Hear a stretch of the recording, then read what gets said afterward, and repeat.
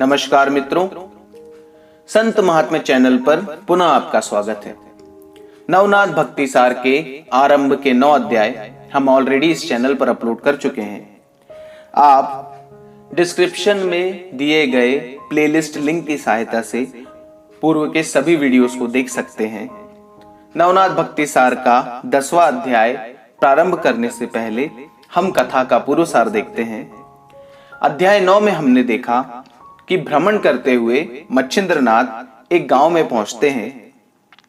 उस गांव में पहुंचते ही मच्छिंद्रनाथ को स्मरण होता है कि 12 वर्ष पूर्व उन्होंने एक निसंतान स्त्री जिसका नाम शारद्वता था उसे पुत्र प्राप्ति हेतु दिव्य विभूति दी थी।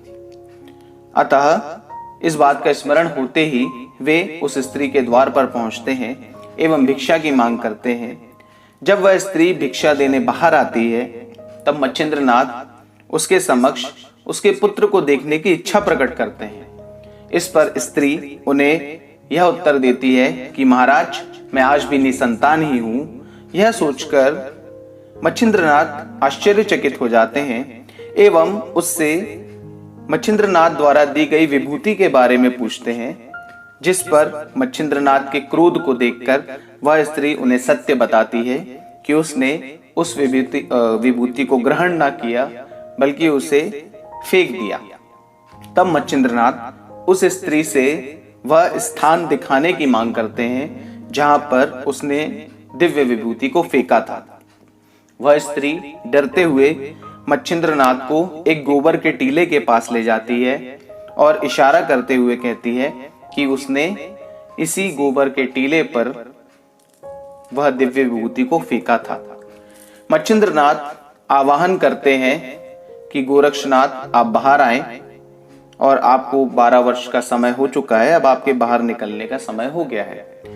मच्छिंद्रनाथ के प्रयासों से गोरक्षनाथ बाहर आते हैं एवं तब मच्छिंद्रनाथ गोरक्षनाथ को लेकर आगे की तीर्थ यात्रा पर निकलते हैं और एक गांव में पहुंचते हैं जहां पर मच्छिंद्रनाथ को भूख लगती है एवं वे गोरक्षनाथ से भिक्षा मांग कर लाने के लिए कहते हैं। गोरक्षनाथ गांव में जाकर भिक्षा मांग कर लाते हैं। भिक्षा में लाए गए अन्न में कुछ वड़े होते हैं जो मच्छिंद्रनाथ को बहुत ही स्वादिष्ट लगते हैं एवं उन्हें बहुत पसंद आते हैं, अतः उनकी और वड़े खाने की इच्छा होती है। अपने गुरु की इच्छा का मान रखते हुए वे पुनः उस घर के बाहर पहुंचते हैं एवं भिक्षा की मांग करते हैं, किंतु वह स्त्री गोरक्षनाथ से यह कहती है कि इतना स्वादिष्ट भोजन बार बार मुफ्त में नहीं मिलता एवं उसका मूल्य चुकाना पड़ता है। इस पर गोरक्षनाथ अपने गुरु की इच्छा पूर्ण करने हेतु कोई भी मूल्य चुकाने तैयार हो जाते हैं। तब वह स्त्री गोरक्षनाथ की परीक्षा लेने हेतु उनकी एक आंख को मूल्य स्वरूप मांग लेती है। तब गोरक्षनाथ बिना हिचकिचाते हुए अपनी एक आंख मूल्य स्वरूप उस स्त्री को दे देते हैं, जिससे डरकर वह स्त्री वड़े और उनकी आंख लाकर गोरक्षनाथ को वापस दे देती है। गोरक्षनाथ पुनः अपने गुरु के पास पहुंचते हैं एवं जब मच्छिंद्रनाथ उनके सारे कृत्य को देखते हैं तब वे उनकी गुरु भक्ति से अत्यंत प्रसन्न हो जाते हैं एवं उनकी आंख को पुनः स्थापित कर देते हैं। मित्रों, यहाँ तक हमने देखा था नवनाथ भक्ति सार के अध्याय 9 में। नवनाथ भक्ति सार का 10वां अध्याय प्रारंभ करने से पूर्व आप सभी से निवेदन है कि हमारे इस चैनल को लाइक एवं सब्सक्राइब अवश्य करें एवं ज्यादा से ज्यादा शेयर करें, ताकि संतों से जुड़े हुए जो भी वीडियोस हम लाते हैं उनके नोटिफिकेशंस भी आपको समय पर मिल जाएं एवं साथ ही साथ आपके इस सहयोग से हमें अधिक से अधिक आध्यात्मिक वीडियोस बनाने की प्रेरणा प्राप्त होगी। तो चलिए प्रारंभ करते हैं नवनाथ भक्ति सार का अध्याय 10। कनकगिरी गांव में मच्छिंद्रनाथ ने बालक गोरक्ष को सभी वेद शास्त्रों एवं विद्याओं में निपुण किया। उन्हें ब्रह्म ज्ञान का उपदेश दिया। विविध अस्त्रों की दीक्षा के साथ शाबरी विद्या पर भी कवित्व करवाया। शाबरी मंत्रों के प्रभाव स्वरूप मच्छिंद्रनाथ ने सभी देवताओं का आवाहन कर गोरक्षनाथ को उनका आशीर्वाद प्रदान करवाया।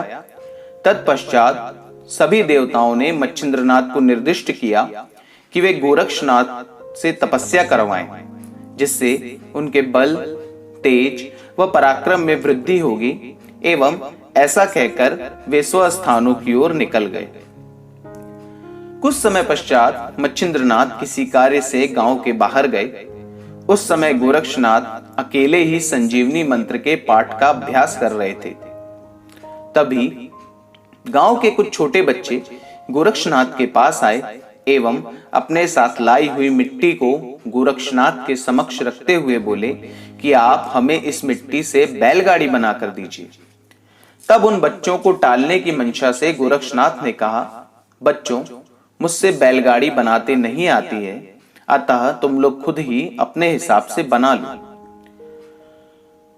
उन बच्चों ने किसी प्रकार बैलगाड़ी तो बना ली, किंतु गाड़ीवान का पुतला उन्हें बनाते नहीं बना। तब वे पुनः गोरक्षनाथ के पास गए एवं कहा कि पुतला बनाना हमारे बस की बात नहीं, अतः कृपया आप पुतला ही बना दें। गोरक्षनाथ से उन निष्कपट बच्चों की विनती टालते नहीं बनी, अतः उन्होंने संजीवनी मंत्र का जाप करते हुए गीली मिट्टी से पुतले का निर्माण प्रारंभ कर दिया। संजीवनी मंत्र के प्रभाव से उस मिट्टी के पुतले में जान आ गई और वो एक नवजात शिशु में परिवर्तित होकर रुदन करने लगा। शिशु को रोता देखकर सारे बच्चे डर गए एवं गोरक्षनाथ ने एक भूत का निर्माण कर दिया। ऐसा सोचकर वे वहां से भयभीत होकर भागने लगे। भागते हुए रास्ते में उनकी भेंट मच्छिंद्रनाथ से हुई, जिन्होंने उन बच्चों के भागने का कारण पूछा तो उन्होंने घटित हुआ सारा वृत्तांत मच्छिंद्रनाथ को सुनाया, जिससे उनके मन में शंका निर्मित हुई। उन्होंने बच्चों से उस स्थान को दिखाने हेतु कहा, किंतु बच्चों ने डर के मारे वहां जाने से मना कर दिया। तब मच्छिंद्रनाथ के यह कहने पर कि बच्चों, मुझे दूर से ही उस स्थान को दिखा देना, सभी बच्चे उन्हें वहां लेकर गए। मच्छिंद्रनाथ को वहां पहुंचने पर गोरक्षनाथ कहीं दिखाई नहीं दिए, क्योंकि वे भी अन्य बच्चों की तरह डर कर कहीं छुप गए थे। मच्छिंद्रनाथ को भूमि पर एक नवजात शिशु रोता हुआ दिखा। उस बालक का तेज देखकर उन्हें समझते देर नहीं लगी कि ये नव नारायण में से एक करभाजन नारायण है। उन्होंने उस शिशु को उठाकर गोरक्षनाथ को ढूंढना प्रारंभ कर दिया। तब मच्छिंद्रनाथ को भूतिया बच्चे को हाथ में लेकर घूमता देखकर बच्चे डरकर अपने घरों में छुपने लगे। इस पर गांव वालों ने मच्छिंद्रनाथ से प्रश्न किया, महाराज, आपने हमारे बच्चों को क्यों डराया एवं ये शिशु किसका है? इस पर मच्छिंद्रनाथ उन्हें यह कहते हुए कि गोरक्ष से मिले बिना मैं कोई भी उत्तर नहीं दे सकता, आगे बढ़ते चले गए। एक स्थान पर छुपे हुए गोरक्षनाथ ने जैसे ही मच्छिंद्रनाथ की आवाज सुनी, वे तत्क्षण बाहर निकल कर आए, किंतु गुरुदेव के हाथ में भूतिया बच्चा देखकर वापस भागने लगे। तब मच्छिंद्रनाथ ने उस बालक को एक सुरक्षित स्थान पर रखकर गोरक्षनाथ को डांटते हुए सारा वृत्तांत पूछा एवं गोरक्षनाथ ने उन्हें संपूर्ण वृत्तांत सुनाया। इस पर मच्छिंद्रनाथ ने समझाते हुए गोरक्षनाथ से कहा, अरे घबराओ मत, पुतला निर्मित करते समय तुम्हारे द्वारा संजीवनी मंत्र का जाप करने के कारण इस पुतले में जान आ गई है। जिस प्रकार तुम्हारा जन्म गोबर से हुआ, ठीक उसी प्रकार ये करभाजन नारायण हैं, जिन्होंने पुतले में प्रवेश कर जन्म लिया है, एवं यह भी तुम्हारे और मेरे जैसे मनुष्य ही हैं। इस शिशु का नाम हम गहिनीनाथ रखेंगे। गुरु के मुख से ये बात सुनकर गोरक्षनाथ को धैर्य हुआ एवं वे दोनों उस शिशु को लेकर वापस अपने आश्रम में आए तथा मच्छिंद्रनाथ ने उस शिशु को दुग्धपान करवाकर वस्त्रों से झूला तैयार किया एवं शिशु को झुलाने लगे। इधर गांव में ये बात आग की तरह फैल गई एवं समस्त गांव वाले सत्य जानने हेतु नाथों के पास पहुंचे। मच्छिंद्रनाथ द्वारा सारा वृत्तांत जानकर वे हतप्रभ रह गए एवं गोरक्षनाथ के संजीवनी मंत्र का प्रभाव देखकर वे नाथ के समक्ष नतमस्तक हो गए। इस पर शिशु हेतु आप नाथों ने क्या निर्णय लिया है, ऐसा प्रश्न वे लोग पूछने लगे। तब नाथ के ये कहने पर कि हम इस शिशु को लेकर ही आगे की तीर्थ यात्रा करेंगे, सभी गांव वालों ने नाथ से कहा, हे नाथ, इस नवजात शिशु को संभालना आपके लिए अत्यंत दुष्कर होगा। इस गांव में मधु एवं गंगा नामक एक निसंतान ब्राह्मण दंपत्ति हैं। यदि आपने उन दोनों को इस शिशु को पालने की जिम्मेदारी दी तो वे अवश्य इस शिशु का पालन पोषण करेंगे। उनकी इस बात को मान्यता देते हुए नाथ ने मधु को उसकी पत्नी समेत वहां पर बुलवाया एवं उन्हें शिशु का लालन पोषण करने हेतु कहा।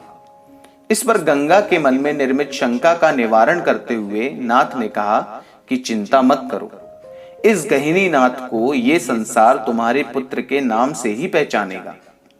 ऐसा वचन देकर वे गोरक्षनाथ के साथ हिमालय की ओर निकल गए, जहां उन्होंने गोरक्षनाथ को तपस्या में बैठाने का निश्चय किया। मित्रों, नवनाथ भक्तिसार का 10वां अध्याय यहीं पर समाप्त होता है। नमस्कार।